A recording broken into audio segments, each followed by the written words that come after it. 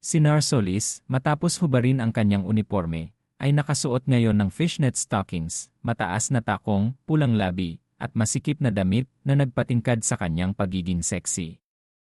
Tumawag siya para anyayahan si Jose sa isang hapunan para magpasalamat sa pagliligtas sa kanya.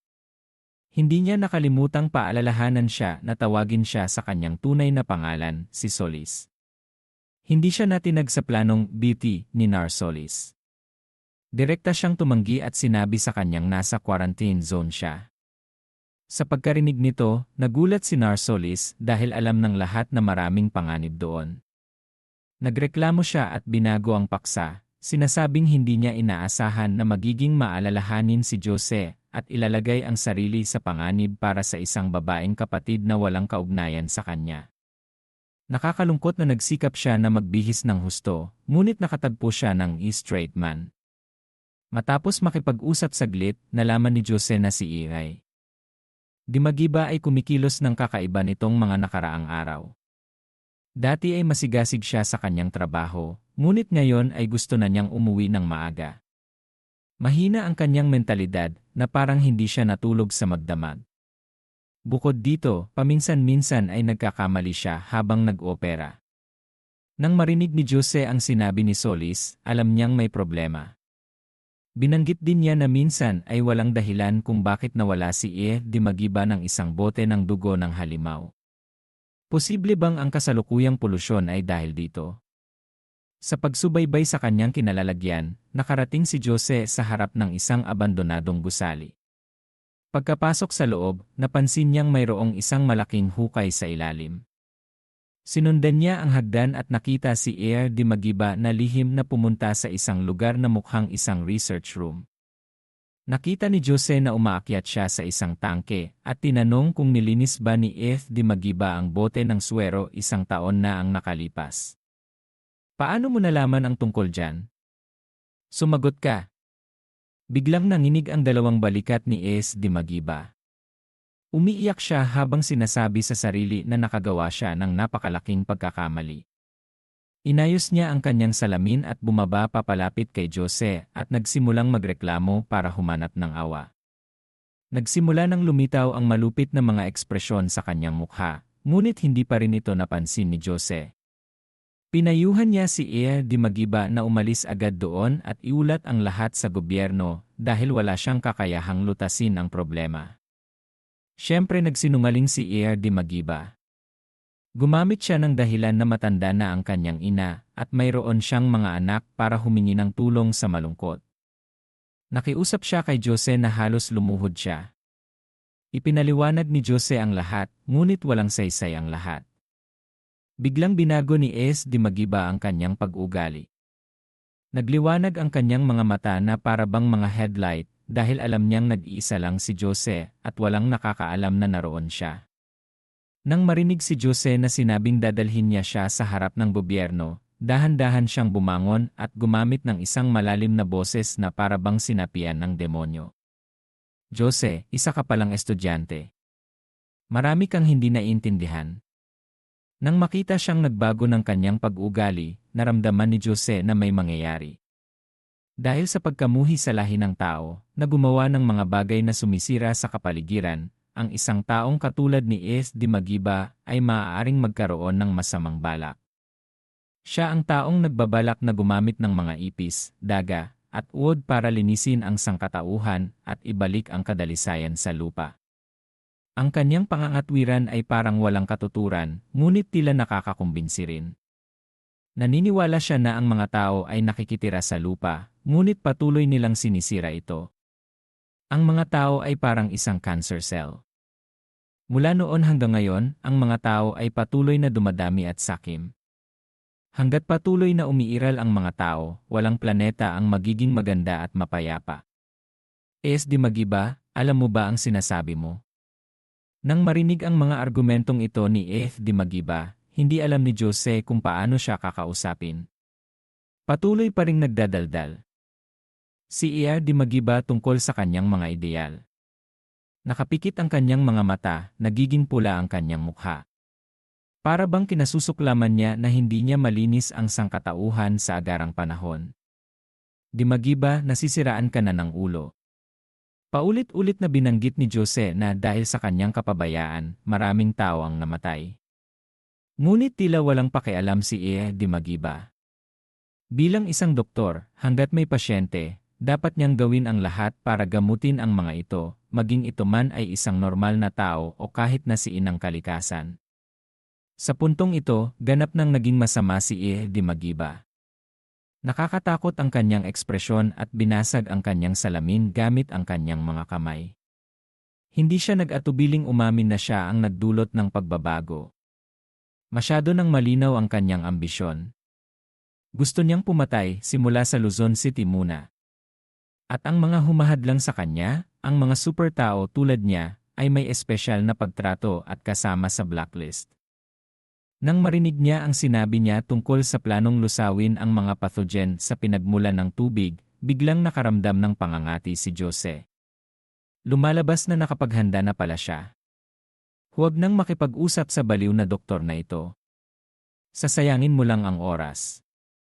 Naisip ni Jose na tahimik na umalis.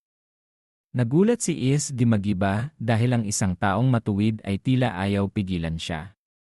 Ngunit sinabi ni Jose sa kanya na isa lamang siyang estudyanteng hindi makapasa sa akademya at takot mamatay. Walang mahirap intindihin doon, di ba? Pagkatapos niyang magsalita, dali-dali siyang umalis. Akala niya, kung hindi siya isang mutant, wala siyang magagawa sa kanya. Ngunit sa gitna, napansin ni Di Magiba na nawala ang bote ng swero sa loob ng kanyang bulsa. Dahil dito, nagsimulang magwala siya. Walang duda na nagawa ito ni Jose habang abala siya sa pagtuturo. Galit na galit si Di Magiba na hindi niya mapigilan. Hawak niya ang kanyang ulo sa sakit at bumagsak. Pagkatapos ay tumingala siya at naging isang demonyo na may mahabang puting buhok at maliwanag na pulang mga mata. Nagtataka ka talaga sa akin. Lumalabas na ginamit mismo ni Di Magiba ang kanyang sarili para mag-eksperimento sa gamot na nagdudulot ng pagbabago. Kaya ngayon ay binago na rin siya, hindi tulad ng mga ipis, daga at mga uod. Ang baliw na ito. Nang makita siyang hinahabol, lalong binilisan ni Jose. Sinubukan niyang sunggaban ang hagdan gamit ang kanyang dalawang kamay.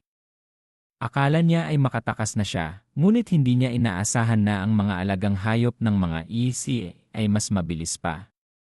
Tumalon sila at kinagat ang lubid na nagdulot kay Jose na biglang mahulog. Tumingin sa madaya ng mga alagang hayop sa harap niya, naramdaman ni Jose na minamaliit niya ang baliw na doktor. Ngunit sayang, hindi rin siya isang normal na tao. Umikot ng bahagya si Jose na nagdulot sa kanyang katawan na lumipad. Sa paglapit sa bunganga, napansin niyang may kaunting simento sa malapit. Swerte niya.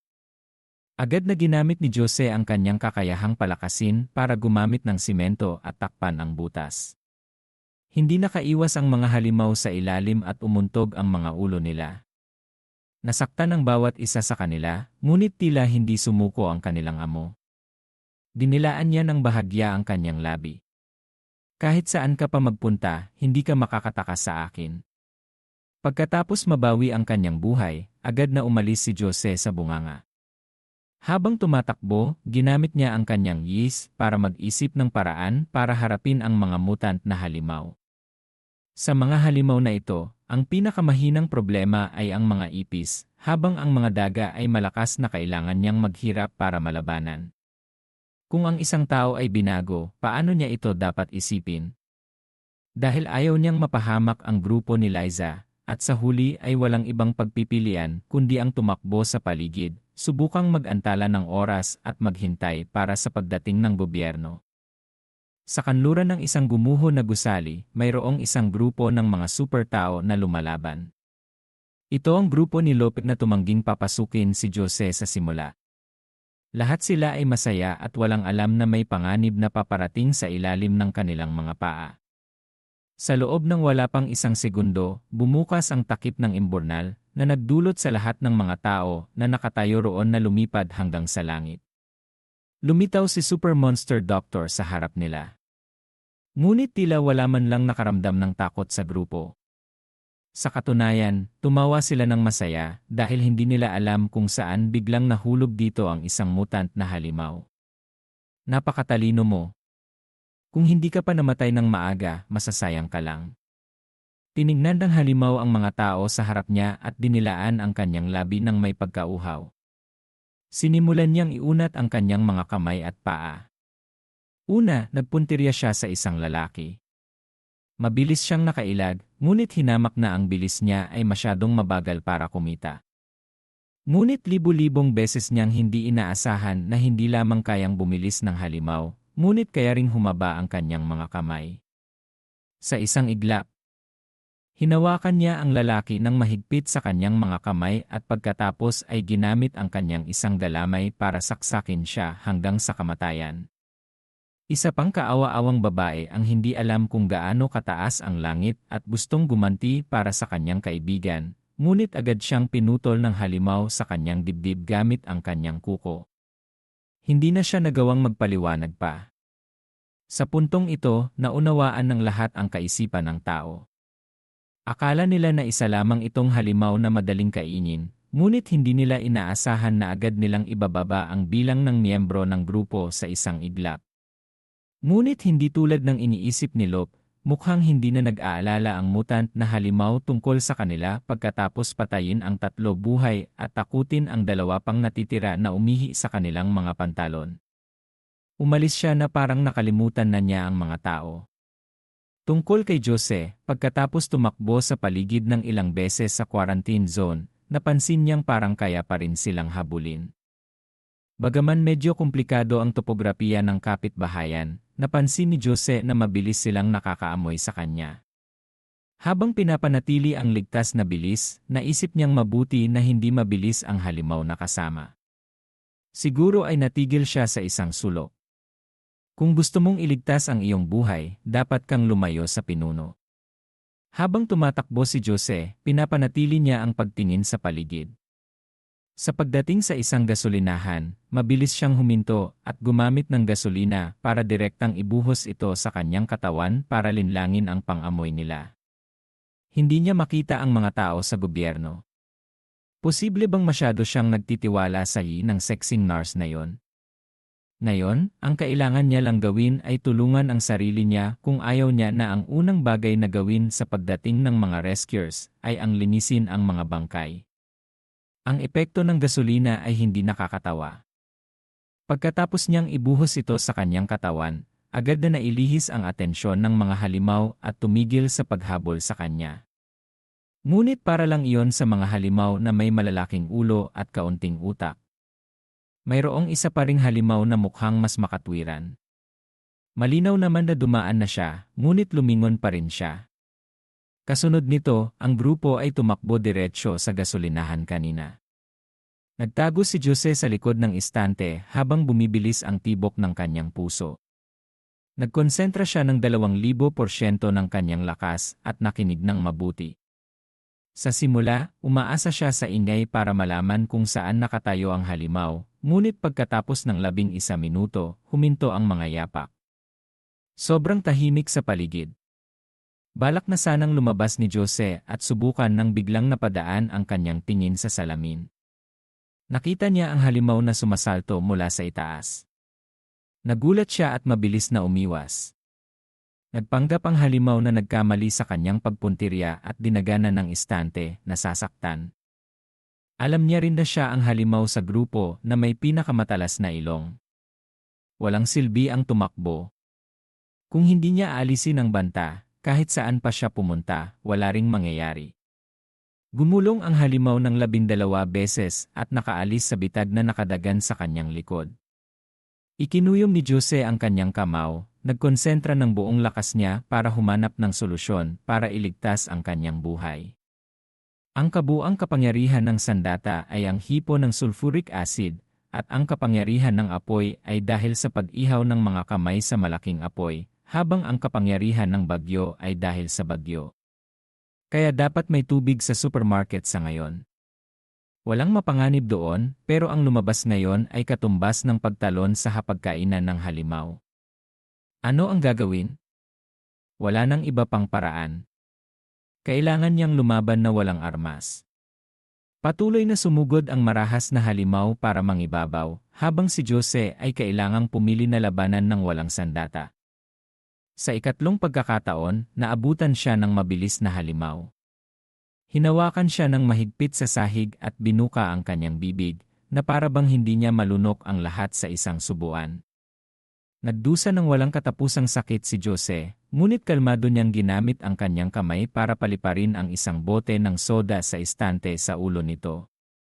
Naapektuhan ng bigla ang pagtama, nahilo ang halimaw sa loob ng 5 segundo. Agad na ibinuhos ni Jose ang lahat ng kanyang lakas para suntukin siya ng malalim sa leg. Naubo ang halimaw at pinakawalan siya. Sa pagkakataong ito, sumugod siya at ibinuhos ang lahat ng kanyang lakas sa kanyang mga kamay. Ang huling resulta ay gumawa sa halimaw na lumubog sa dingding at ang kanyang ulo ay sumingaw ng walang malinaw na kinalalagyan. Halos sa parehong oras, si Ea di Magiba sa labas ay nabasag ang isang balikat. Kaakibat ng katawan ng halimaw, ang kamatayan ng katawan ay nangangahulugan din na nawalan siya ng isang bahagi ng laman. Nagnalit siya at pabigat na naglakad kasama ang natitirang mga halimaw papunta sa pinangyarihan. Nang makita ang kanyang mahal na alaga na patay sa sahig, nagalit at nabaliw siya at agad na inutusan ang natitirang mga alaga na magsok at hatiin ang kanyang katawan. Kailangan nilang kainin ang kanilang sariling mga kasama para umunlad. Pagkatapos nilang makamit ang pagdadalaga, agad silang pinakawalan para hanapin si Jose. Narinig niya ang pagbabago, kaya kailangan niyang magmadali at magmadali. Ang kakaiba sa lahat ng ito, pinatay na niya ang halimaw na may pinakamatalas na ilong. Bakit patuloy pa rin sa paghabol sa kanya ang iba pang tatlo? Pagkatapos makinig saglit, nakita niyang parang iba ang sigaw nila. Tumakbo si Jose sa isang lakad papunta sa katunayan. Ang Pico Lens area ay isang amusement park na may slide sa loob. Komplikado ang topografiya ng lugar na ito, kaya kahit anong mangyari, may pagkakataon pa ring pahabain ang oras. Isa pa, hindi naman epektibo ang mabahong katawang ito. Nagpunta si Jose sa tabi ng lawa at hinugasan ang gasolina sa kanyang katawan. Kung magtatagal, natatakot siyang maging inihaw na baboy bago pa man makasipsip ng apoy. Anong uri ng iwas ang dapat gawin? Mahuhuli rin siya. Naisip ni Jose na marahil ay dapat niyang patayin muna ang may kasalanan para mawala rin ang mga halimaw. Sa sandaling ito, sa wakas ay dumating na ang mga halimaw. Pagkakita sa kanila, muntik nang sumigaw ng malakas si Jose. Kung ikukumpara sa unang pagkakataon na nagkita sila mga 10 minuto ang nakalipas, hindi na niya sila makilala ngayon. Ang malaking katawan na ito, posibleng bang may kinain pa sila? Ang halimaw na may 2 braso na mukhang pinagsamang palakol at kutsilyo ay tumalon mula sa matataas na pader.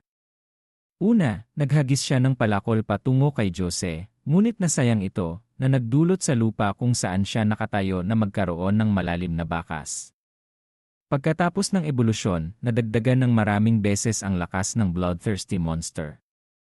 Hindi lang siya hindi napapagod, ngunit mukhang mas malupit pa at mas determinadong kumilos. Bawat palakol na ihahampas niya ay kailangang iligtas ang buhay ng iba.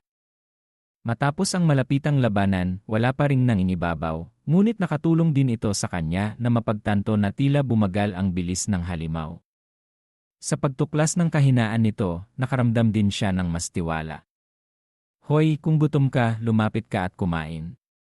Tiningnan siya ng halimaw ng medyo nalilito. Siguro iniisip niya kung ano ba ang balak gawin ng simpleng taong ito. Sa sandaling ito, dumating na rin ang mga kasama niya. Sa pagkakita sa pagkakaiba sa lakas sa pagitan ng 2 panig, naramdaman ni Jose na parang naglaro siya ng bahagyang bobo. Ang pinakamagandang paraan ay lumingon at tumakbo. Agad siyang umakyat sa mga riles.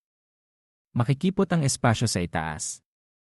Kung kaya niyang lumaban ng malapitan sa kanila dito, titiyakin niya na isa laban sa isa. Tiyak na nahulog ang mga halimaw at isa-isang umakyat. Naghintay siya para sa unang taong lumapit.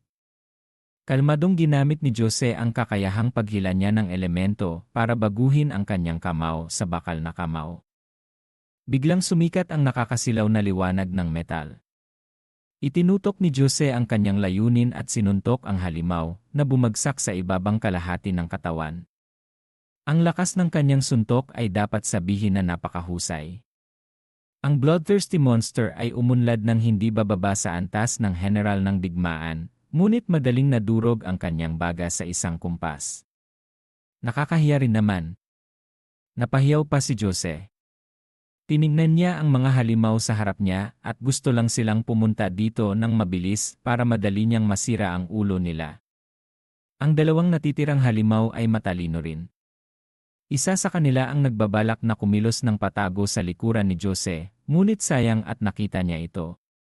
Gusto mo akong kainin? Maaari mo bang daanan ako? Patuloy na sumugod ang halimaw sa harap. Binuka niya ang kanyang bibig at sumugod, tapos ay ginamit ang kanyang pinagsamang palakol at kamao para hiwain. Ginawa na naman ni Jose ang kanyang kamao, ngunit hindi niya maintindihan kung bakit ang susunod na kontak ay hindi laman, kundi isang kalansay na armor. Pawisan ng lamig si Jose. Malinaw naman na hindi niya nakita kanina. Bakit kaya sobrang bilis ng ebolusyon ng mga halimaw na ito? Bago pa natatapos ang problemang ito, dumating na rin ang halimaw na kumilos ng patago kanina. Sinipa ni Jose ang kanyang paa sa kanyang batok, ngunit agad na tumubo ang ilang sanga ng mga buto doon. Sobrang gulo ng kalansay na ito. Paano magkakaroon ng mga buto sa likod ng liig? Si Jose ay pinilit sa isang sipit. Parang nagkakaintindihan ang dalawang halimaw. Sabay silang sumugod. Ito ang sitwasyong ayaw ni Jose na makita. Sa kasalukuyang katawan niyang bakal, pwede pa rin siyang makipaglaban, pero ang halimaw na ito ay kasing tibay ng hirap na kahit gaano mo pa itong paliparin ay hindi pa rin sila natatapos. Nagpasya siyang pansamantalang paliparin muna ang isa, tapos saka na niya sila paghiwalayin. Tiwala ang mga bloodthirsty monster matapos mag-evolve sa kanilang mga kakayahan. Kahit gaano pa sila suntukin ni Jose, hindi sila magagalit tulad ng isang punching bag, ngunit ang gusto ng punteriyahin ni Jose sa pagkakataong ito ay hindi ang pagpatay sa kanila tulad ng unang halimaw. Ang halimaw na iyon ay walang ingat na itinulak sa tamang posisyon. Sa lalong madaling panahon, isang roller coaster na tila nawala ng preno ang sumugod mula sa likuran at bumangga diretsyo sa halimaw na direktang nagpadala sa kanya sa kanluran. Lumalabas na bago siya tumakbo rito, dumaan siya sa control room at nagtakda ng isang bitag para mahuli ang mga taong ito. Si Jose ay nahihirapang nakabitin sa mga riles sa sandaling ito. Sa kasalukuyang taas na ito, kung mahuhulog siya, malamang namamatay siya o mabalian ng braso. Sa wakas ay pinanood ng huling halimaw ang kanyang kasama na naalis sa loob ng 5 segundo at sumugod ng may galit. Ang panghuling labanan ay nangyari sa ilalim ng mga riles. Sa tulong ng kanyang buntot, madali niyang napanatili ang balanse habang nahihirapan si Jose. Nakakagulat, si Jose ay sumugod at hinawakan ang kanyang pulso. Lumalabas na matagal na niyang pinaplano ito sa kanyang isipan. Ang halimaw na ito ay isang parasito lamang sa katawan ni E.F.D. Magiba. Kapag namatay siya, mamamatay rin ang karamihan kay E.F.D. Magiba. Sa mga riles na ito, mamamatay ang sinumang mahulog. Para magkasundo sina Jose at ang halimaw at makatulong sa iba. Ang panalo pa rin ay si E.F.D. Magiba. Kung kinakailangang mayroong isang mataba na pad, hindi siya dapat. Sa huli, napagtanto ng halimaw ang isang bagay bago bumagsak. Sa kanyang mga mata, sumikat ang bihira na takot. Ang wakas ng mga mayayabang ay dapat na ganito. Pagkatapos niyang maging malaya, tumayo si Jose at pinagpagan ang alikabok sa kanyang katawan. Naghanap siya ng isang banyo sa malapit at hinugasan ang mga dumi sa kanyang katawan gamit ang hose. Sa sandaling ito, biglang tumawag si Narsolis. Nang makita niya na sa wakas ay sinasagot na ni Jose ang kanyang telepono, nabahala na siya at nanginginig. Lumalabas na natagpuan ng gobyerno ang gusali na iniulat niya. Mayroong maraming mga halimaw na hindi normal na nagbago sa loob nito. Sinusunog ng mga tao sa gobyerno ang hurno para mapuksa sila, ngunit hindi nila nakita ang figura ni Jose o si E.F.D. Magiba. Sinabi sa kanya ni Jose na si Er di Magiba ang dahilan at nakuha na niya ang bote ng suwero. Hanggat nasa kanyang kamay ito, may pag-asa na makagawa ng lunas. Hindi maintindihan ni Narsolis kung paano nagiging mutant ang isa niyang kasamahan na napakabait. Hiniling sa kanya ni Jose na iulat sa gobyerno para ipadala ang isang bihasang reinforcements. Ang natitira ay nakadepende sa kanyang sarili. Sa sandaling ito, natagpuan na rin ni Es di Magiba ang lugar. Tumayo siya sa isang sulok at nakinig ng buo ang kanilang pag-uusap. Maraming mga kalkulasyon ang muling lumitaw sa kanyang isipan. Patuloy na naghintay doon si Es di Magiba. Sa wakas, matagumpay na lumabas si Jose. Naibalik na niya ang hitsura ng isang normal na tao, ngunit hindi maitago ang kanyang malupit na kilos. Sa pagkakataong ito, ang regalo na dinala niya ay ang grupo ni Liza. Jose, tulungan mo kami. Binihag at sinabit ni Es di Magiba ang grupo ni Liza sa isang roller coaster. Dahil nagkita siya sa daan, nagbabalak na sana siyang patayin sila. Ngunit nang marinig na sinabi nilang may relasyon sila kay Main, nag-atubili siyang iligtas ang buhay ng dalawang babae sa grupo. Tila nagmamalasakit pa rin ang dalawang babae sa grupo, ngunit ang dalawang tanga ay patuloy na nagrereklamo at nagmamakaawa. Alam ni Jose na hindi niya kayang talunin ang malaking halimaw na yon. Sa pagkakataong ito, ang tanging paraan ay ang pahabain ang oras at maghintay para sa mga taong gobyerno na dumating. Sa sandaling ito, gustong-gusto ni Es di Magiba. Nagsimula na siyang pagmasdan si Liza. Matapos na label na kasintahan ni Jose, kahit na malapit na siyang mamatay, namula pa rin siya sa kasiyahan. Nagsimula si Jose sa isang brainwash kay Irie. Pagkatapos talakayin ang kahulugan ng buhay, binanggit niya ang karagdagang halaga at kultura ng sangkatauhan. Sa tingin ko, ang kulang na lang ay isang mesa sa tsaa para maging kompetisyon ito sa pagtatalo ng isipan ni McLennan.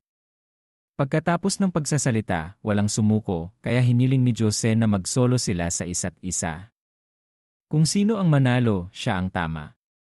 Es di Magiba, isang taong may kakaibang ugali, syempre ay hindi susuko. Kinuha ni Jose ang bote ng suwero para gawing pustahan. Napatawa siya at hindi niya alam kung sasabihin na masyadong bobo siya o purihin siya sa kanyang tiwala na hindi niya alam ang kanyang sariling lakas. Hindi kailangang maging komplikado. Kung hindi mo ibibigay, papatayin ko ang apat na ito. Sige, patayin mo sila. Sila ay mga estudyante ng Super Academy. Sa unang araw ng kanilang pagpapatala, kinailangan nilang manumpa na gamitin ang kanilang buhay para ipalit ang kapayapaan sa bansa. Kung mamamatay sila, anong nakakatakot doon? Pagkarinig nito ng lahat, hindi na mapigilan ng lahat ang kanilang mga luha. Ang teorya ni Jose ay kapag sinabi, hindi na mangangahas na magreklamo kung ano ang tama o mali.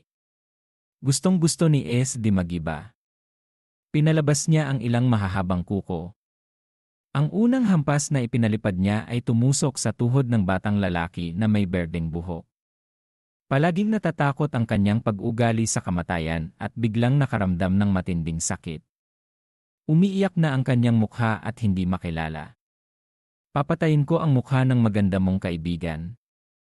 Pagkatapos niyang magsalita, sabay na tinusok ng pangalawang panulat ang braso ng babae. Kahit na sinubukan niyang pigilan ang sakit, sa kabutihang palad ay nagawa niyang gumalaw ng bahagya sa gilid.